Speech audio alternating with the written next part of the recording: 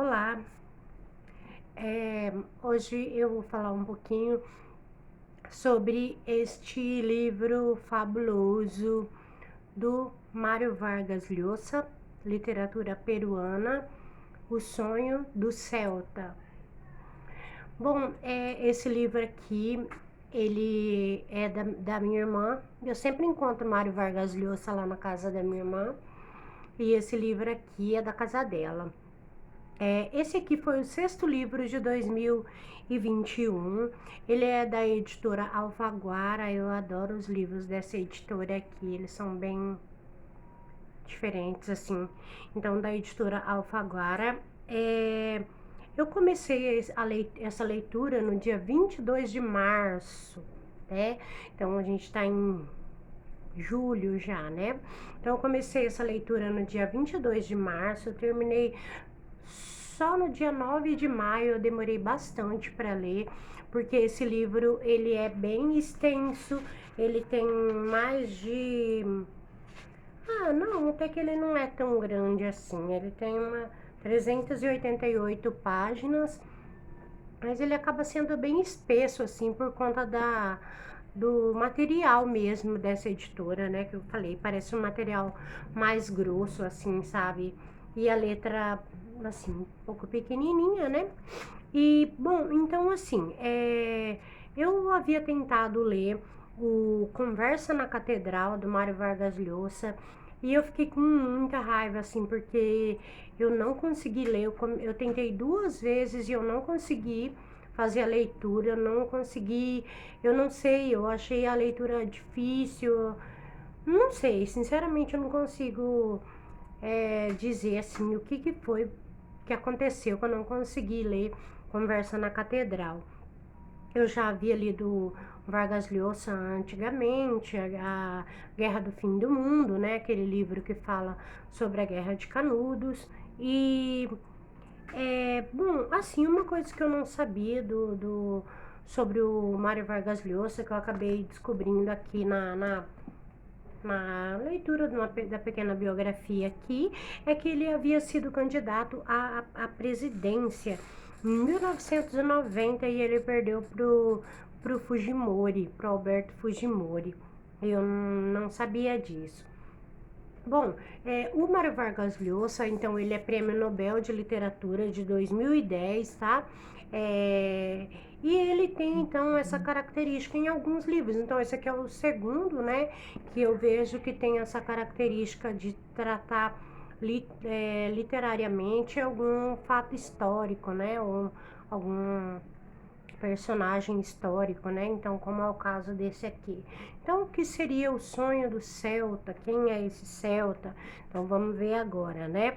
Esse livro aqui, ele é dividido em três partes, que é o Congo, a Amazônia e a Irlanda. Então, por quê? Então, é uma narrativa em terceira pessoa, né? Teria que ser essa escolha, eu vou dizer por quê. Que vai contar a história de um cônsul britânico chamado Roger Casement. Então, eu pesquisei muito, porque eu fiquei apaixonada por essa história, pela história do Roger Casement e tudo o que aconteceu com ele.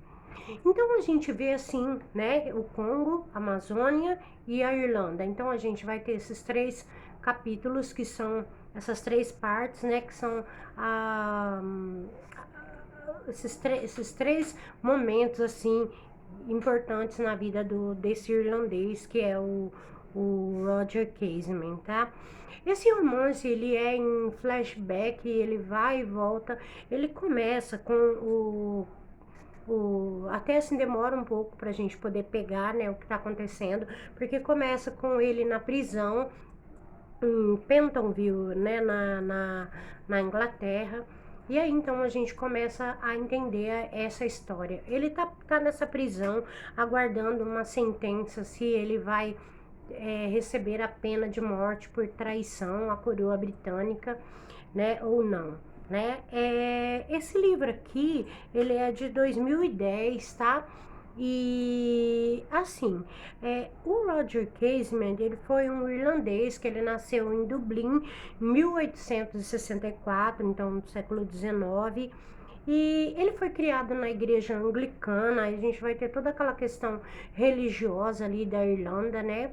É, e então isso está bem marcado aqui, porque ele tem todo esse conflito, essa questão da igreja anglicana, do catolicismo, toda essa questão religiosa aqui que vai. É, que ele vai comentar assim, né, sobre a fé, sobre essas questões da vida dele. E aí então ele desde criança ele gostava de histórias, então isso que vai ser um fato assim que já vai demonstrar essa vontade dele de se aventurar, né? E desde pequeno ele gostava de histórias sobre países distantes, sobre esses lugares, e ele perdeu os pais muito cedo, né?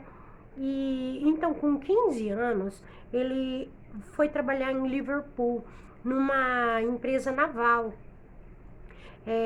Então, aí ele começa a trabalhar nessa empresa. Eu vou pular umas partes, não vou contar assim totalmente a vida dele, nem totalmente o que aconteceu, né? Eu vou contando assim os pontos principais, tá? Então, ele se tornou um cônsul da coroa britânica e ele viajou para o Congo em 1903.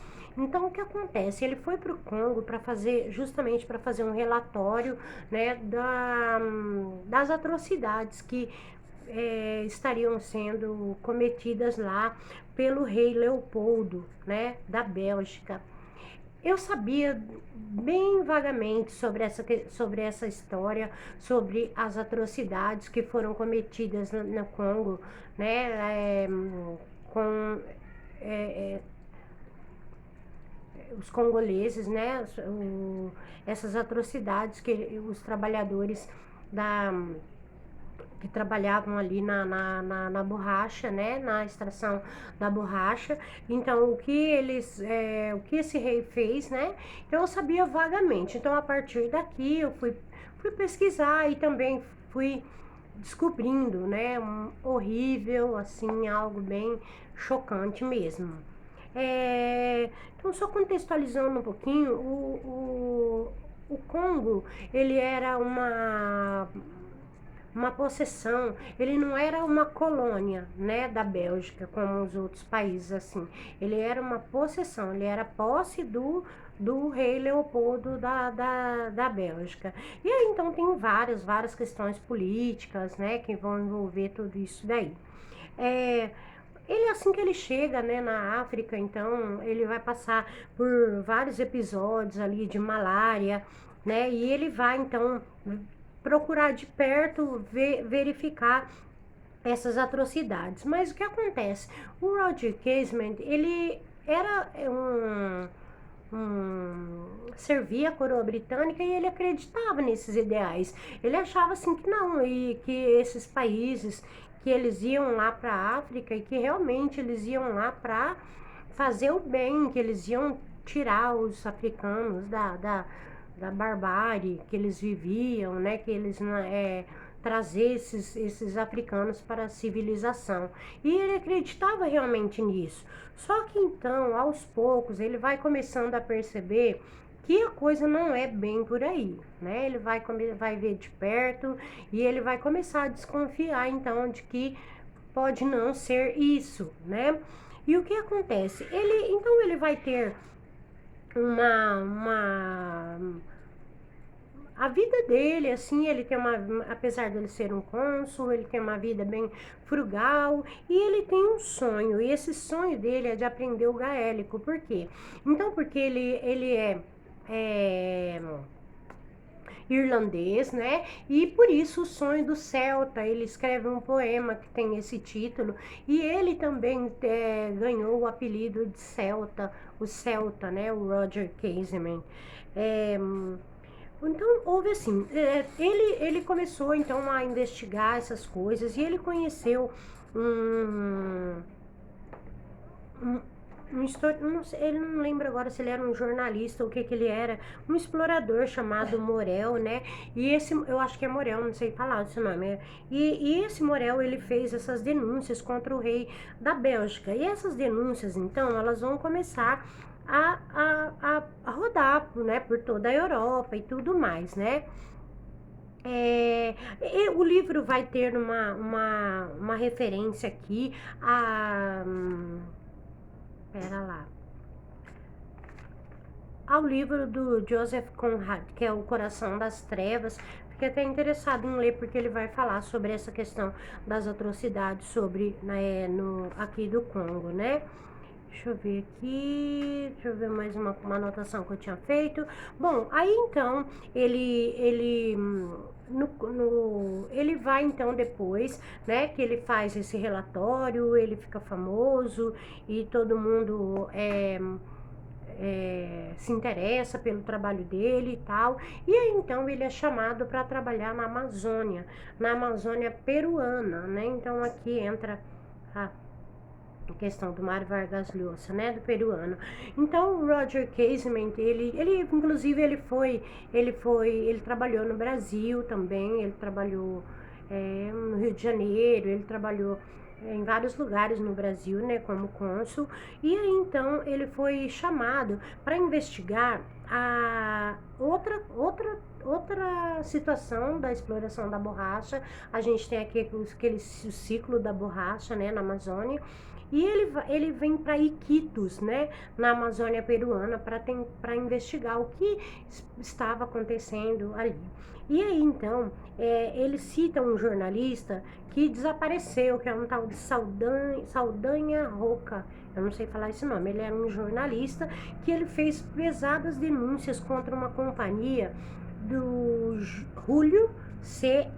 Arana, tá? Que era um poderoso da borracha ali no Putumayo. Eu não sei falar também não sei, escreve Putumayo, ali no Putumayo, nessa região que eu fiquei conhecendo através desse livro aqui.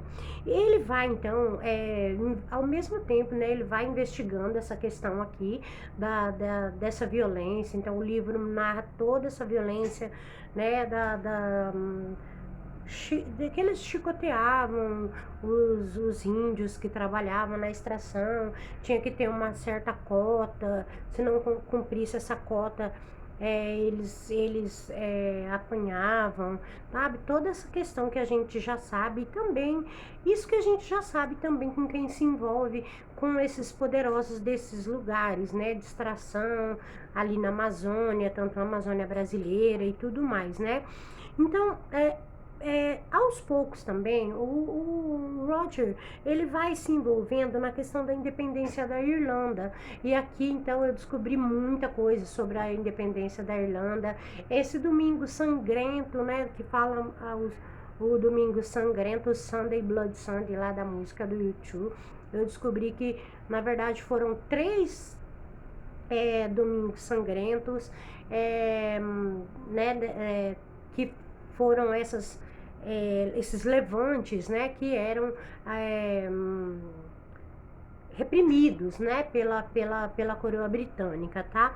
Então, aos poucos, o Roger, ele começa a comparar, né, esses países, né, tanto o Brasil, o Peru, como ali o Congo. Ele começa a pensar assim, não, mas eu sou irlandês, né, e assim, a Irlanda também, né, se a gente der.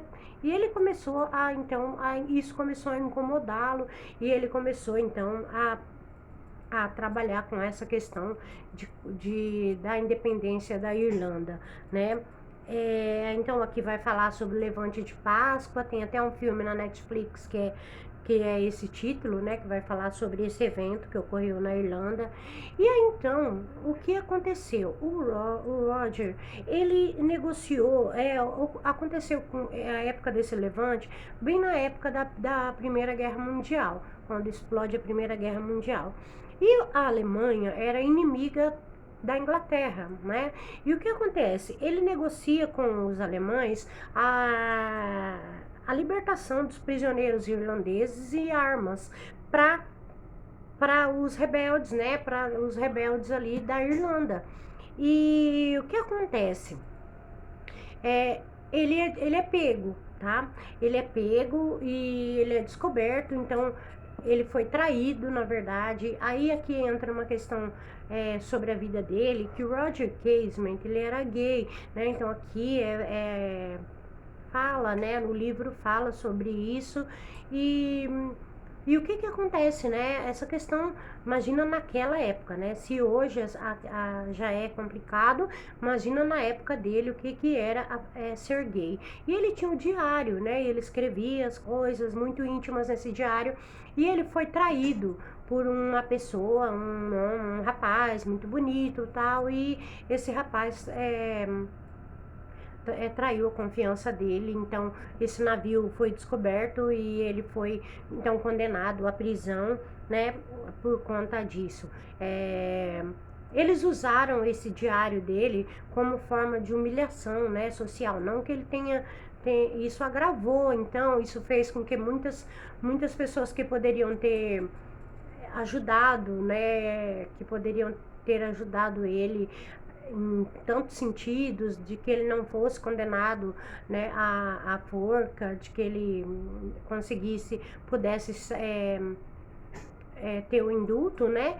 E então ele não conseguiu por conta disso, porque eles usaram esse diário que hoje eles dizem até que pode ter sido forjado, que muitas coisas desse diário podem ter sido forjadas, né, para que virasse esse escândalo, né,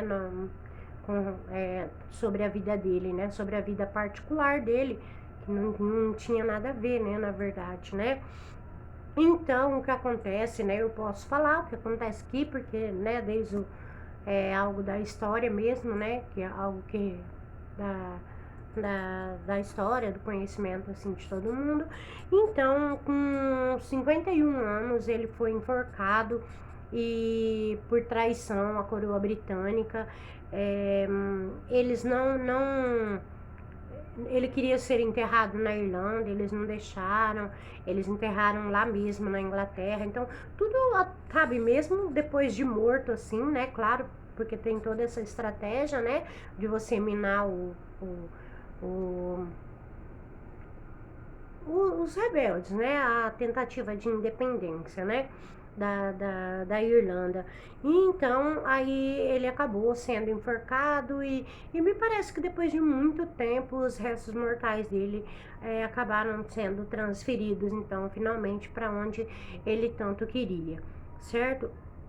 E então é isso, olha, uma história incrível, eu fiquei apaixonada por esse livro, eu acho que foi assim, até agora uma das melhores leituras de 2021 e eu achei assim que não iria gostar, eu tive várias desistências de livros em 2021, mas esse livro é simplesmente fascinante e por conta, né, tanto da forma como o Mário Vargas Llosa conta, né, essa história brilhante realmente e tanto também por a história é, dessa figura, né, que é a figura do Roger Casement, certo? Então é isso, olha, imperdível esse livro aqui, O Sonho do Celta, Mário Vargas Llosa. É isso aí. Até mais.